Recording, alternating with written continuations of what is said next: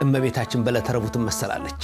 የኛ እናት የኛ እመቤት የአምላክ እናት ቅድስተ ቅዱሳን ምልዕተ ክብር ምልዕተ ውዳሴ መዝገበ ጸሎት አቁራዲተ መዓት ሰዓሊተ ምሕረት ምዕራገ ጸሎት እማምላክ ወላዲተ አምላክ ስሟን ብንጠራው እንኳን በቃ ማርማር የሚል ማር ያም በሰማይ ያለ የመላእክት ምግብ እመቤታችን ቅድስተ ቅዱሳን ድንግል ማርያም።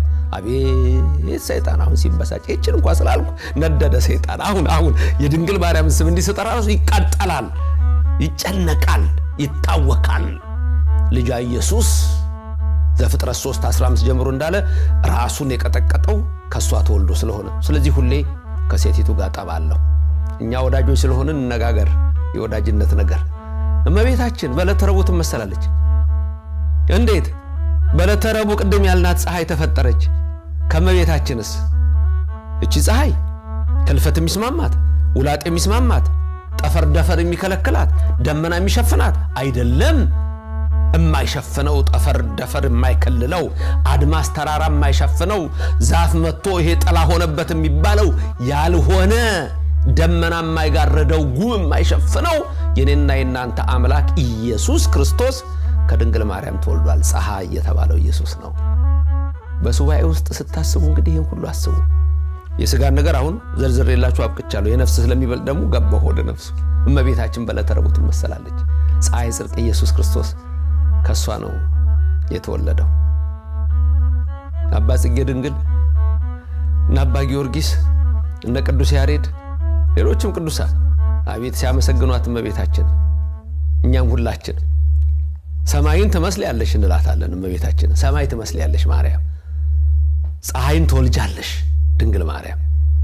አዶናይን ትሸከሚያለሽ ድንግል ማርያም እንላታለን። ተመስሊ ሰማየ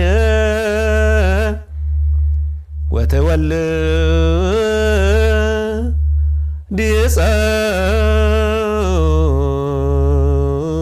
ፀሐየ ወታገምሪ አዶናየ ሀረገ ወልድ እያልን ነው የምናመሰግናት።